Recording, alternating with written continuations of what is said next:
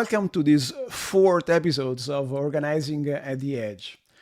Today, we are honored and pleased to have Sunil, the CEO of Vibhav Global Limited, and we'll hear a bit more about what the organization is doing, the reasons for which they are doing it, and also some insights about the specific organizational answers and experiments that are going on. So, Sunil, thank you so much for joining us, for being here. Of course, Emmanuel. It's a pleasure to be here. So I will start from introducing, let's say, Vaibhav. So if you can just tell us a bit more about what is the group focus on, a bit of its trajectory, and your story within it, and if you want, before it. Sure, Emmanuel. So I started the company 46 years ago out of my, so to say, garage door in India.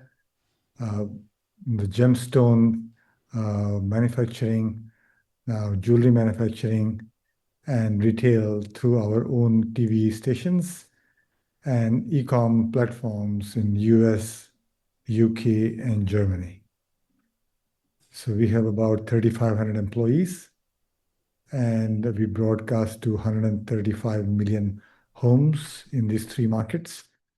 And we sell about 50,000 pieces every day.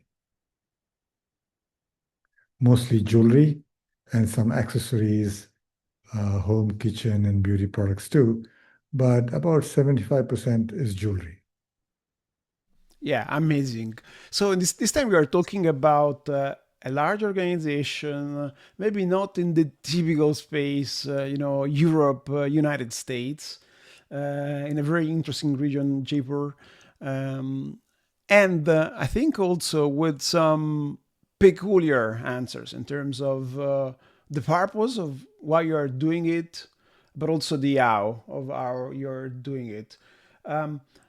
So I know that you have taken inspiration from Ayer's RenDanHeyi. That is one of the probably most progressive and maybe weird, approach to rethinking the organization.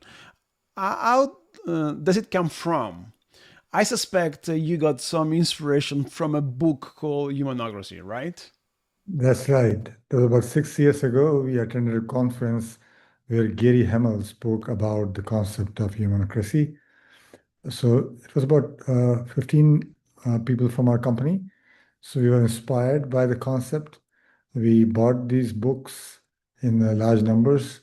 We all read. We spoke to Gary Hamel too, understood the concept of humanocracy, where there are 7 principles of ownership, markets, meritocracy, community, openness, experimentation, and also he does paradox, which we have not really implemented, but other 6 we have implemented across the group. And one of the principles was the openness and also meritocracy. So, and also actually market. So all these principles, pretty much all the principles are covered in RenDanHeyi model of hire. So a year and a half ago, I attended Corporate Rebel conference in Barcelona, and there the founder, he offered me to introduce to hire, and I was really excited. I was fortunate to meet Zhang Rumin in China. He was kind enough to give personal time, almost 1.5 hours, and we talked about his concept of RenDanHeyi. But without knowing RenDanHeyi, we implemented micro enterprises across the company almost 5 years ago.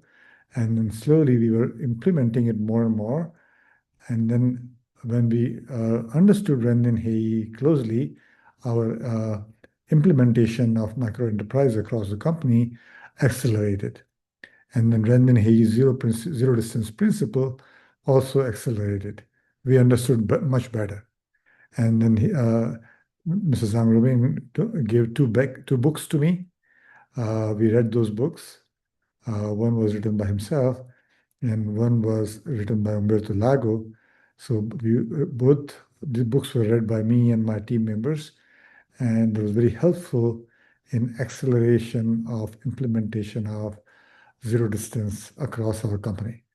So we already have about 135 micro enterprises in the company, and we're trying to make it as zero distance as possible, closest to the customer. Thanks so much. Yeah, it's an amazing journey. Again, also considering the size. Let me do one step back. What are the market reasons and maybe the personal reasons? So, what did resonate with you about the philosophy behind the RenDanHeyi? Because at the end, the RenDanHeyi is not just a business model, an organizational model, but it's also a way of thinking. So, what is in the market and what is it in you that resonated with that? Why have you decided to go this way? Yeah. So right from the beginning, my concept has been to empower the team. So the decision delegation has been in the company already for a long time, but I didn't have a framework. So we were doing it as going along without really understanding. I didn't have any framework. First time I got a framework from Gary Hamel, and then the zero distance was even clearer because uh, Humanocracy principle still has a large element of theory in it. Although in the book there are a lot of corporate examples. Nucor is there, and uh, there's a French company, and then Hire is there, and many other companies are already there. But zero distance, the RenDanHeyi has a practical applications and experiences and roadmap. So this allows me to delegate the decision making to the front end.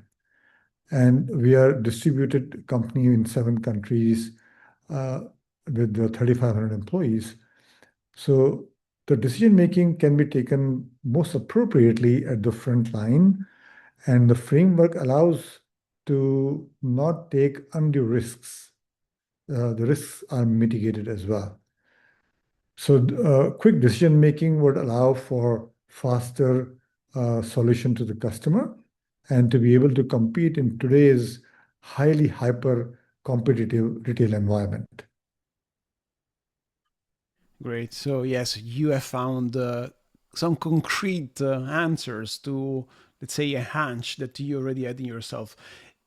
How is that resonating with you personally? Is there anything in your life, in your youth, that convinced you that, a distributed business, sharing power is good for business, is good for customers? Yeah. So for a long time, I have this principle of four levels of leadership. Uh, Doing, number one. Number two is directing. Number three is empowering. And number four, inspiring. So we had put the pieces in place for empowering and inspiration, but I did not have a framework. Now, the zero distance micro enterprises is a very good framework for empowering each and every employee of the company. Because in a micro enterprise, you create a P&L and everybody can take a decision at the edge of the business, closest to the customer.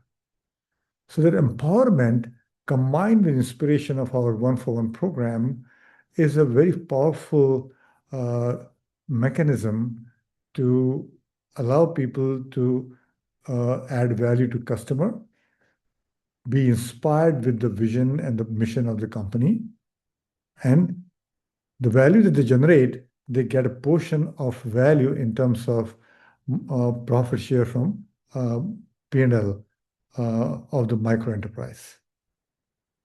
Amazing. You're already touching on a number of levels. So let me go one by one. Let's start from the micro enterprise. Basically, you said we are now at 135. I remember a bit less, so it's growing. I think it's progressing every probably every month or in the range of a few months. My question is, what is the amount of freedom that each micro enterprise benefits of, and also the amount of responsibility, the accountability that I suspect they will have to put on the table to enjoy that freedom. So, what can they decide autonomously about? Yeah, so currently it is nowhere close to what higher has. But our aim is to get to higher level where the micro enterprises can hire and fire people and can also distribute the profit shares and can also decide on starting new ME micro enterprise themselves. So we are not there yet. But currently, the ME lead can hire people within the micro enterprise that they can. They can discuss the prices, agree the prices of the uh, market price setting mechanism between different MEs. The platform head intervenes when they need to resolve the disagreement, but still is not fully market oriented. We are going towards creating internal competition and also external competition. We're not fully there. We are making progress there. What is missing? What do you feel is still an area to work on? Creating the real-time measurement matrices within the organization that the performance of each micro enterprise is real time available to all MEs. It is available to about half of them real time, or not on a daily basis, not real time, but almost on it's updates every day.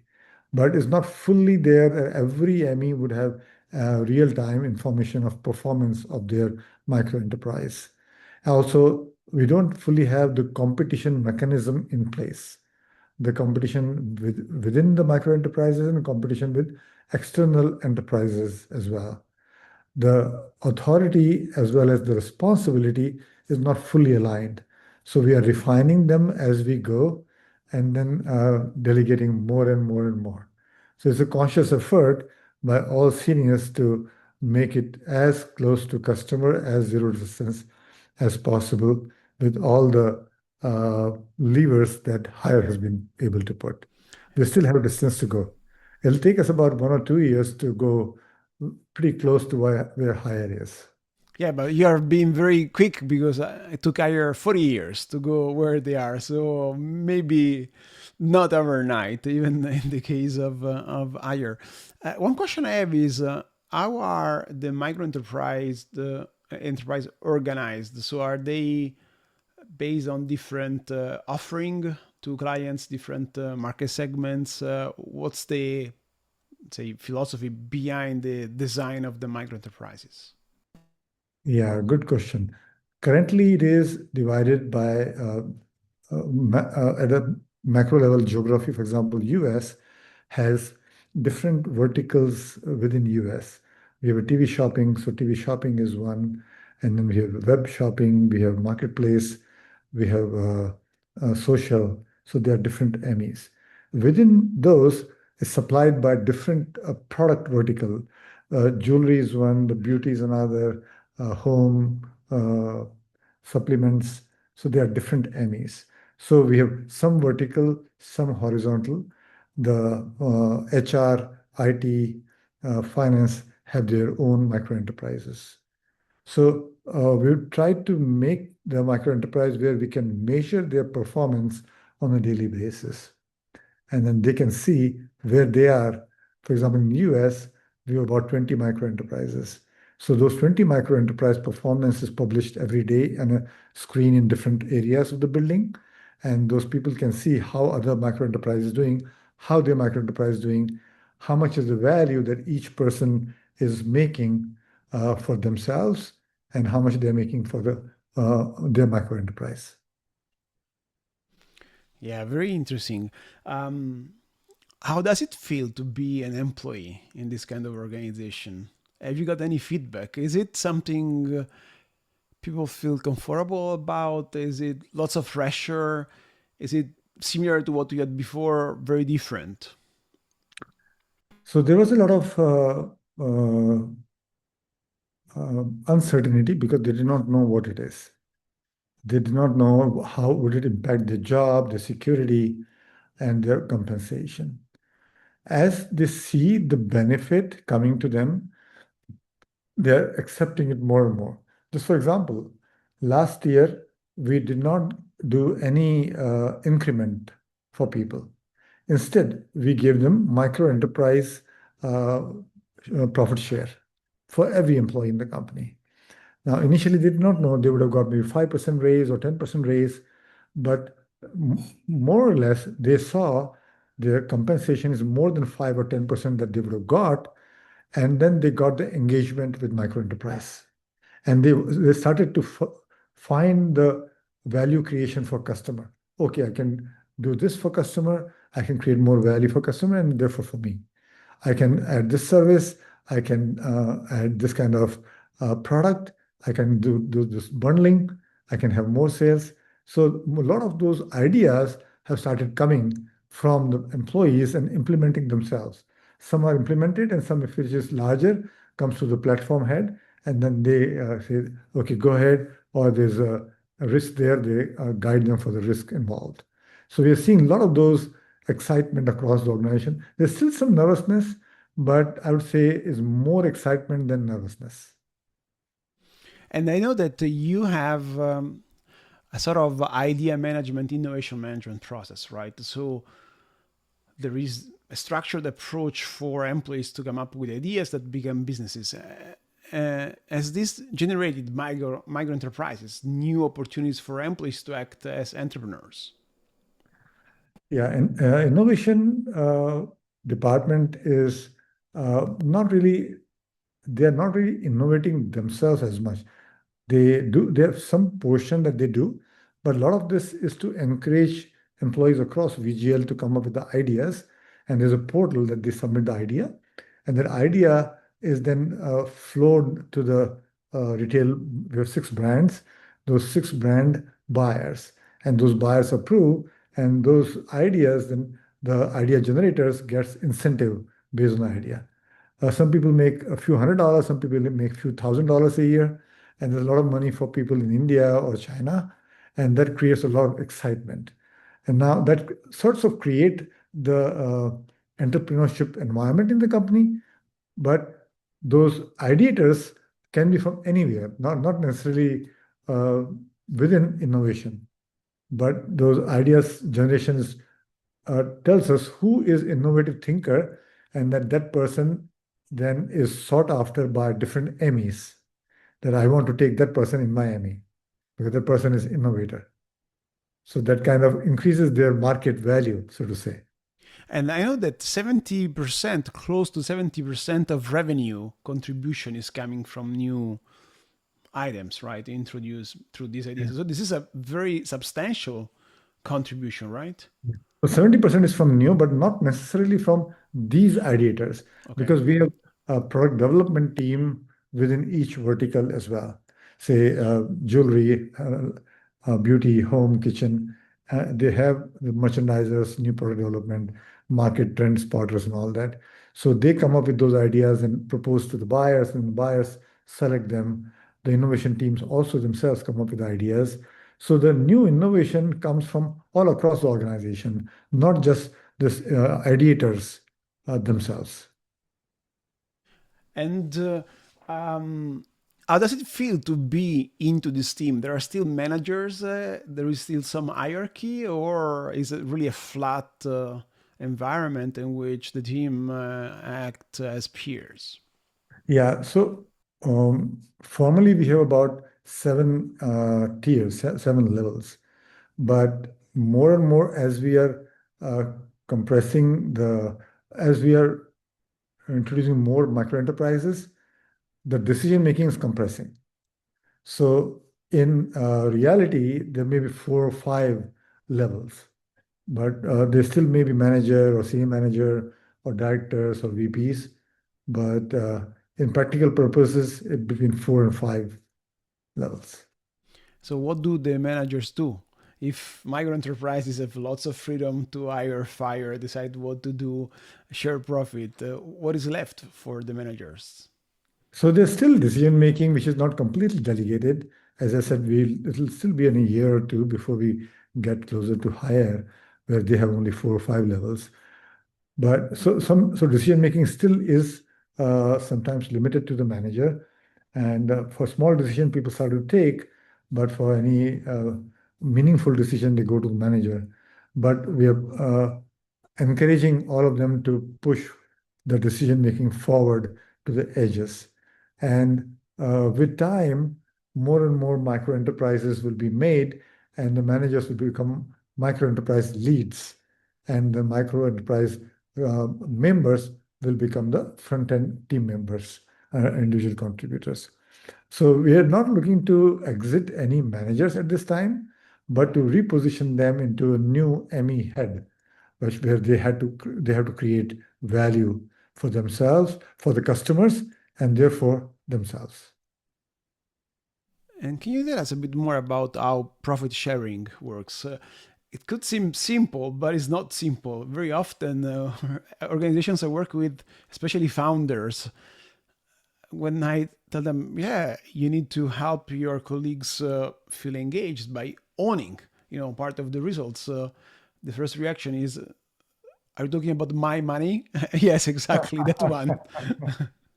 How Yeah, did it go in your case? yeah, yeah. Yeah. So we've had profit share process for a long, long time, but not in this particular way. This kind of process gives a lot of ownership to the people because they can see everyday P&L system, P&L, and then how it is doing for them. Uh, Umberto, I have to hold on for 1 second. Just one, give me 1 second.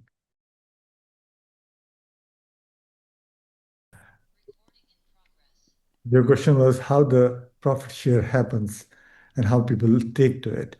So people who used to profit sharing in the company, not all unit, but most unit had profit share in the company. And we are a public company, so everything is transparent, and we always have a very transparent process in the whole company. So it was not so difficult, but the structure of creating P&L for smallest level, and especially for service level, is very difficult. And we are still going through the process of creating those P&L for them. How do you create those rate cards for finance team or HR team or IT team for giving service to the other parts of the business? So that is a process that is still going on in the company.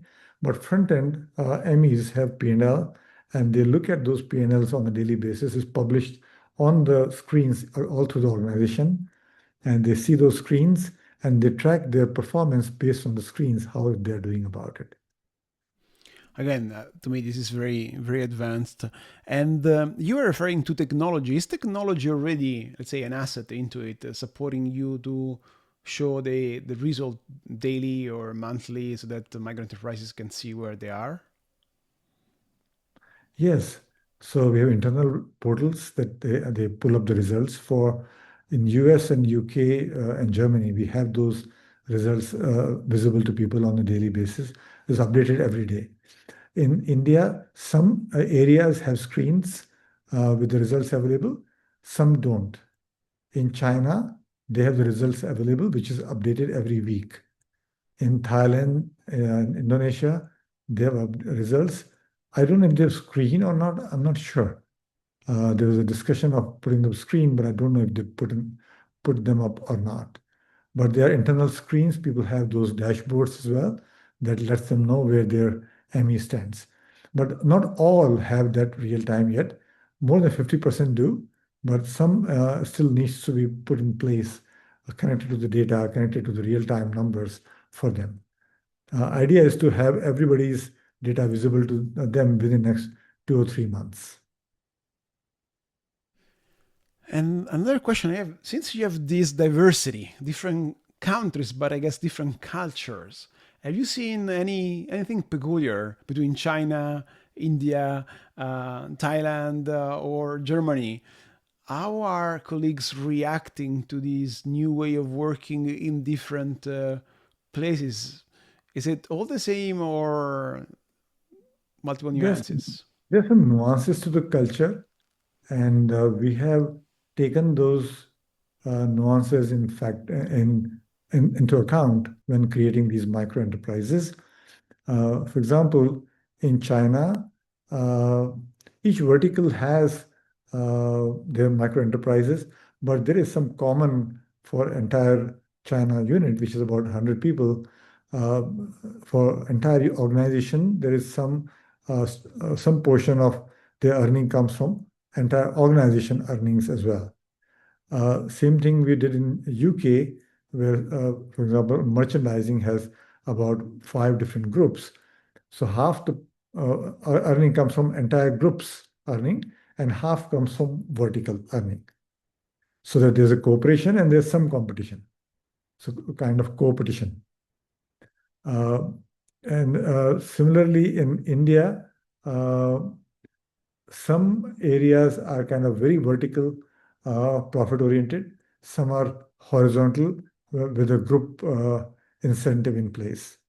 Not so depends on the organization, uh, country of organization, and the culture of that particular organization. So we've taken that into account when creating those micro enterprises.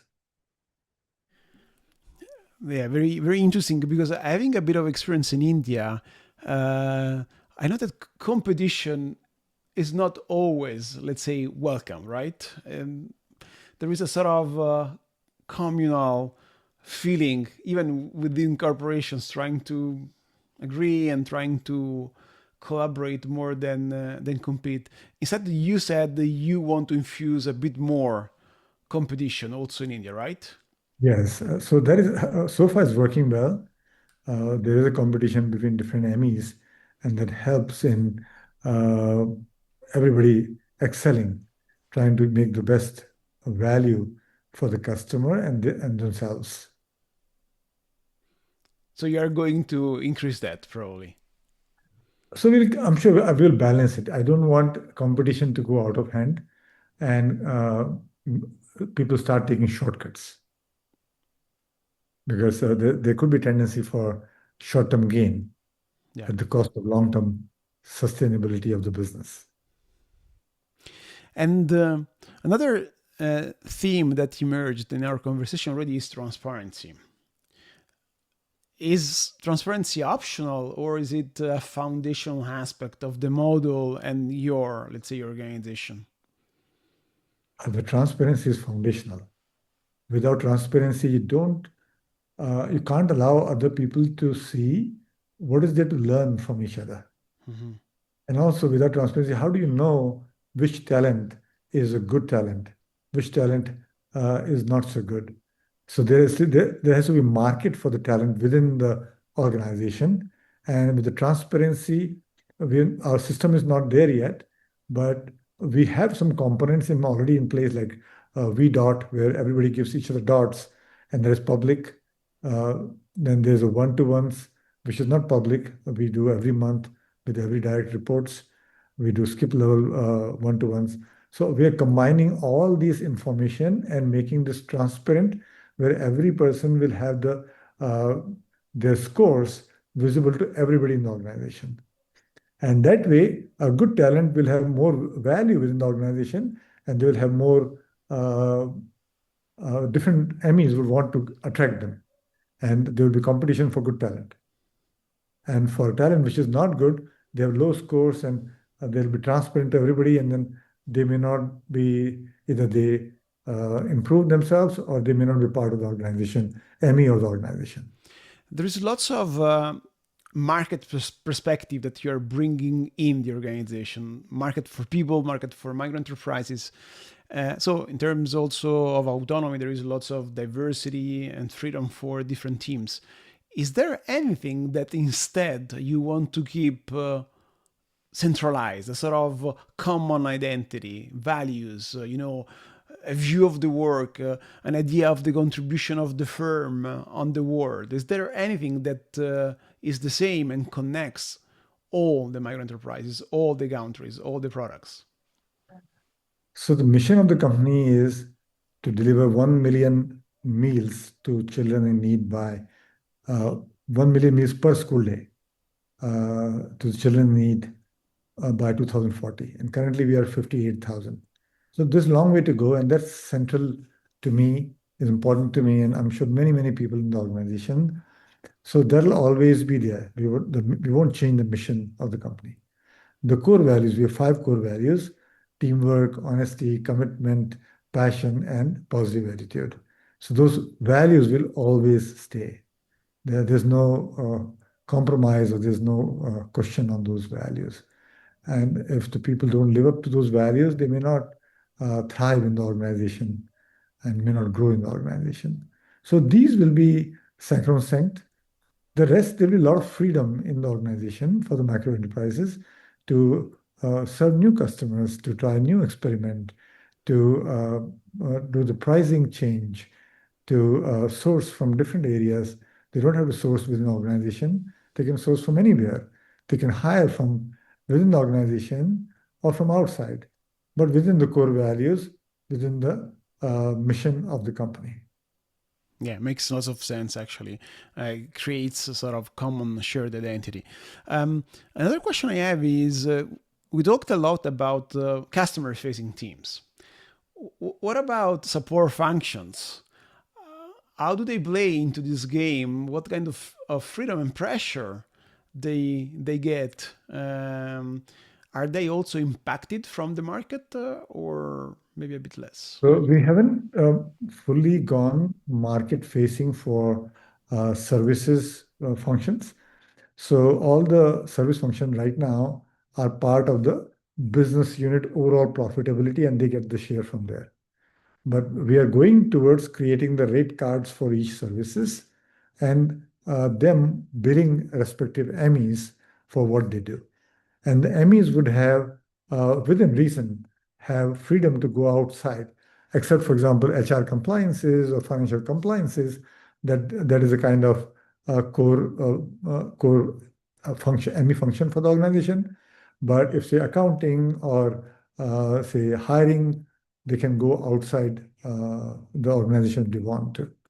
If they want to save the cost, they can do their own hiring, or they can hire their own accountant if they need to. But they have to work on the company ERP because there's a compliance area. And the other aspect I wanted to explore a bit more is the interconnections, the contracts between different teams. Higher calls them ecosystem micro communities. It's a way to align interest and to facilitate cooperation. Are you using something like that? Are different teams exchanging services and exchanging value? So they're already doing that, but we don't have a formal contract system in place. There's kind of email exchange. Okay, this is the rate we'll charge. This is the service we'll give, and or sometimes verbal, and they're working with that. But as we progress with our systems, then we'll formalize that as well. Cool, cool. It seems there is lots going on. Is there any specific result that you can mention and that was created thanks to the model? So something that wouldn't have been possible with a different model, with a different approach, with a different attitude. So just as an example, last year, our revenue was in dollar terms was only up about 5%, but our profits were up 25% as a company. And a good portion of this profit growth is to the micro enterprise. Why? Because there's an incentive for everybody to give maximum value to customer, therefore maximize value to themselves. Is there an impact also in terms of retention of the people? So are people more attracted or more convinced to remain? I cannot say that as of now. It's too early because the micro enterprise compensation is still in the range of, say, 6% to 20% of the base pay. Once it goes to, say, 15 to 30, 40%, then becomes really attractive for outside people or for them to feel that there's a solid ownership. And then we can attract more entrepreneurial minded people to the company. So I think there's still time, maybe about 1 or 2 years in that to happen. And instead, is there any surprise that you got at looking at your colleagues' reaction to this new model, something that you didn't expect and that the model brought. Yeah, when we started that 3, 4 years, actually 5 years ago, there was a lot of skepticism. The number sharing with that lowest level, and then how will it work? Our business is different. It's a jewelry business, gemstone business. So, but with the success that we saw successively, that acceptance came. So I'm happy that we were able to create this acceptance over the time. And with now I'm seeing my senior managers are more excited, more creative, more thinking, and come up with the unique ideas that even I would not have thought. How to create the ME, which would be zero distance, how to create the incentive system that would be more suitable for different levels of people, and how to create services, uh, additional services potential that people can go and give to their customers. So I'm seeing a lot of ideas coming up, a lot of innovation coming up in the organization, which is more than I expected. Yeah, fantastic, fantastic. If we flatten the organization, we give more power to the micro enterprises. What is a leader? What is a leader into this space? Also, what are the duties, the role, the responsibilities of a leader into maybe even more in the future? So, if it's not controlling, if it's not coercion, imposing anything, what is your role and what is your role of the role of your senior managers, for example? That's an excellent question. And that is where the most of the reservation comes or would come in future, because managers are used to being the gatekeeper for decision making. In this model, they have to change to be mentors or inspirer of the people or enabler of the people. And that's where the my role would be to constantly coach and guide all the managers that your role is not a gatekeeper anymore. Your role is to be the coach, the guide, the enabler, or the inspirer of the people.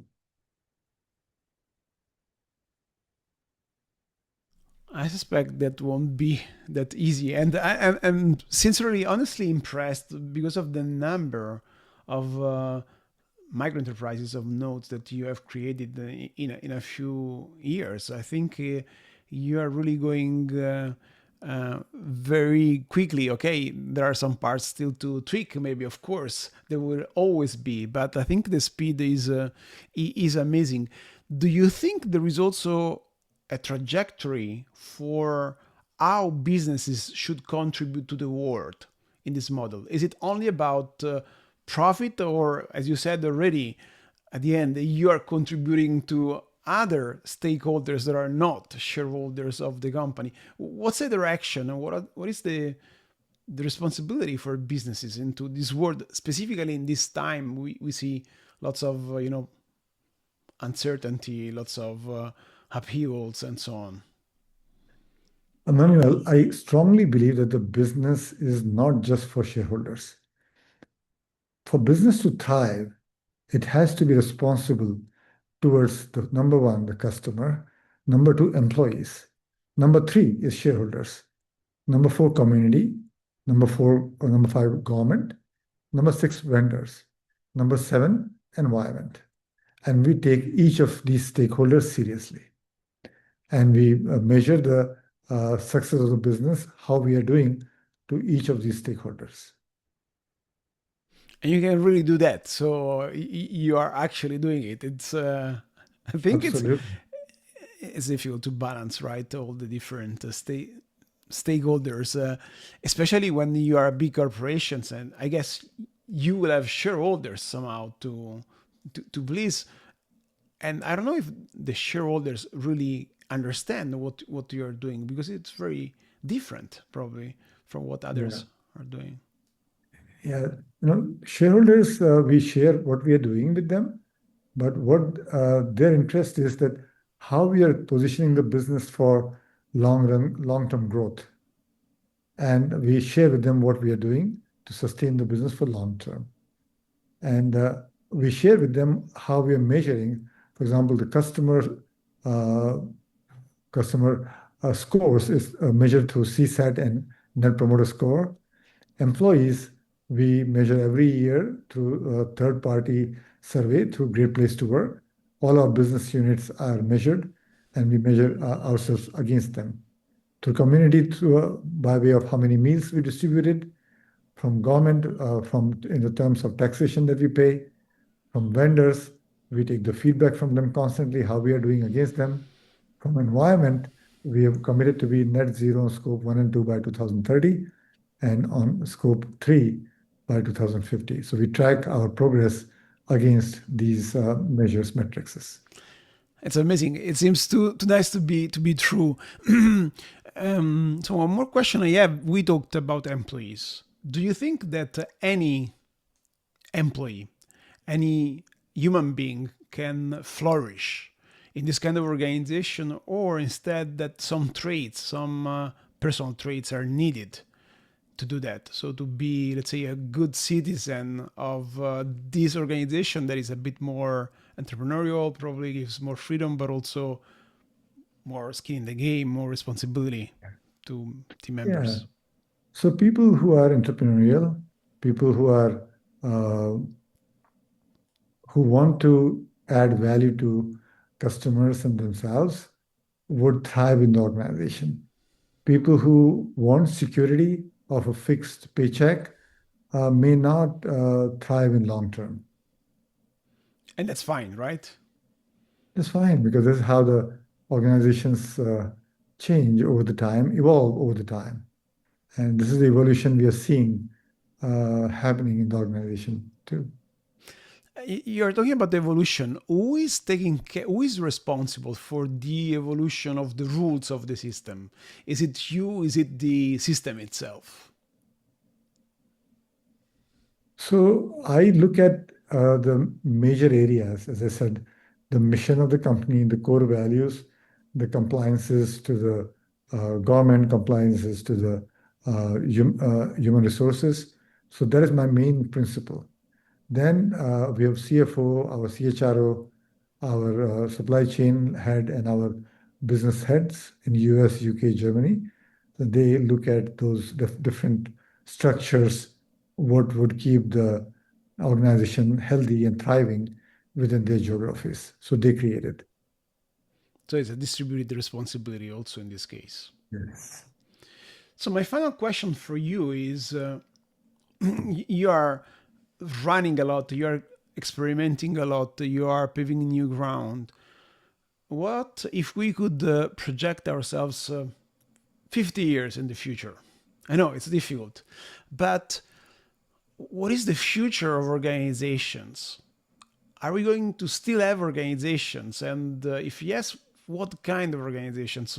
What kind of discontinuity do you expect, or at least you hope, in 50 years? Because looking at most of the market, what we discussed today is pretty unique. There's lots of hierarchy, lots of command and control, lots of disengagement, not uh, a good life expectancy even, so not good results for the business. So something is wrong. What do you expect in 50 years? What is the hope in 50 years based on your experience in Vaibhav? Yeah. So with the information becoming ubiquitous, everybody has the world's best information on their fingertips now. The enlightened organizations will thrive. Whether I call our organizations, whether I can call my organization enlightened, I don't know. But the information has to be freely flowing. If not, those organizations will atrophy. And the organizations which are transparent, which enable employees to do the best they can for themselves, for the customer and themselves, will thrive. And I want to position Vaibhav for that tomorrow. Thank you so much. Great story. I hope your experience will motivate other founders, entrepreneurs to do the same. I think that your experience is the proof that this is doable in any part of the world, in any kind of business, in any culture, even when your company maybe is not a startup with a few employees, but a complex organization with thousands of employees. So thank you so much for being with us, and let's definitely keep in touch. I would like to know how the story evolves and the new learnings that you will accumulate. Thank you so much. Of course, Manuel. Pleasure talking to you. Thank you. Thank you.